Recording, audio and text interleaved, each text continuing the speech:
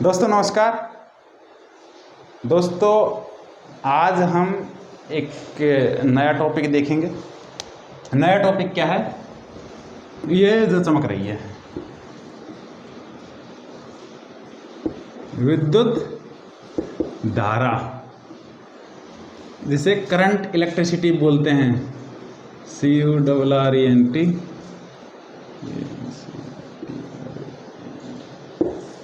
Current electricity भी कहते हैं। अब करंट इलेक्ट्रिसिटी को पढ़ने से पहले आपको कुछ टर्म आपकी क्लियर होनी चाहिए। तो पहले इसकी परिभाषा देखते हैं। परिभाषा होती है कि किसी परिपथ में, परिपथ क्या है? ए से लगा करके बी तक। परिपथ क्या है? परिपथ वो है जिसमें होकर के धारा बहने वाली, मतलब तार। किसी परिपथ में आवेशों के प्रवाह की दर, आवेशों के प्रवाह की दर, किसी परिपथ में आवेशों के प्रवाह की दर। अब बात यह है कि आवेश क्या है ना? जाहिर सी बात है आपका सवाल उठेगा, आवेश क्या है? अब आवेश को कैसे जानेंगे? आपको वो याद करना पड़ेगा जब मैंने परमाणु पढ़ाया था। तो क्या होता है,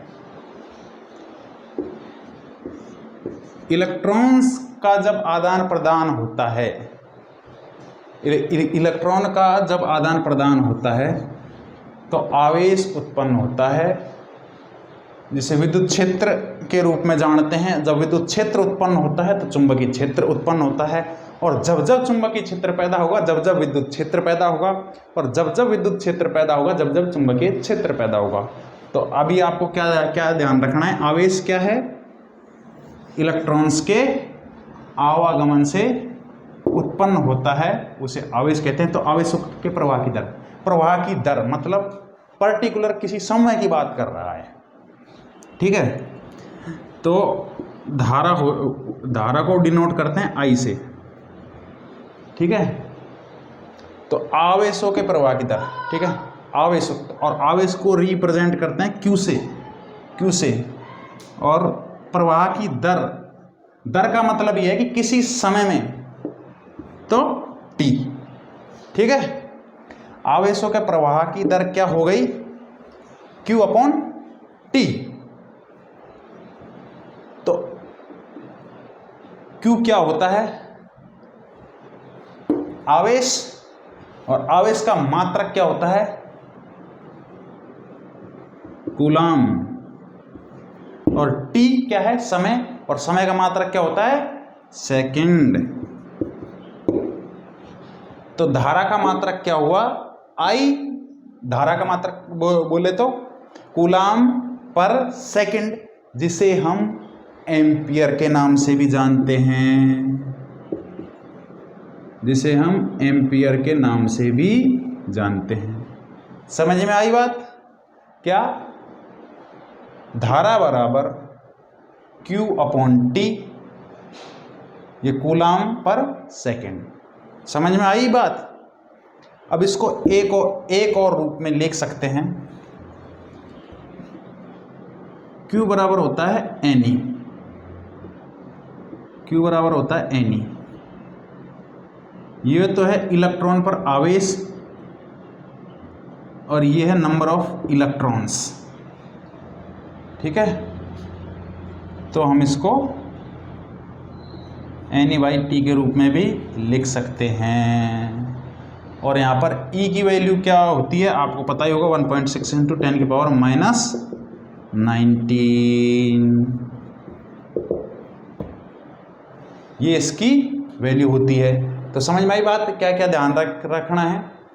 विद्युत धारा क्या कहलाती है? आवेशों के प्रवाह की दर को विद्युत धारा कहते हैं। और धारा बराबर होता है I = Q/T, जिसका मात्रक होता है कूलाम पर सेकंड, और कूलाम पर सेकंड को ही एम्पियर कहा जाता है। इसको दूसरे रूप में लिखेंगे तो Q = Ne होता है। N है नंबर ऑफ इलेक्ट्रॉन्स, E है इलेक्ट्रॉन पर कितना आवेश है, तो I = हो जाएगा Ne/T, ठीक है। और आवेश क्या होता है? आवेश होता है इलेक्ट्रॉन के आवागमन के कारण जो उत्पन्न होता है उसे आवेश कहते हैं। दूसरी बात, धारा को जो मापने का यंत्र होता है ना उसे एमीटर कहते हैं। जो विद्युत परिपथ में श्रेणी क्रम में लगा होता है। अब ये श्रेणी क्रम क्या है ये आगे हम देखेंगे, लेकिन अभी आपको ये ध्यान रखना है कि ये श्रेणी क्रम में लगा होता है।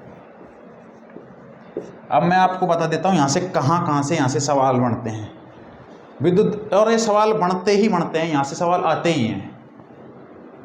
विद्युत धारा की परिभाषा से सवाल पूछ सकता है वो। आवेशों के प्रवाह की दर क्या कहलाती है? धारा। ठीक है, फॉर्मूले से सवाल पूछ सकता है वो। ठीक है, आवेश के बारे में पूछ सकता है वो। आवेश क्या होता है?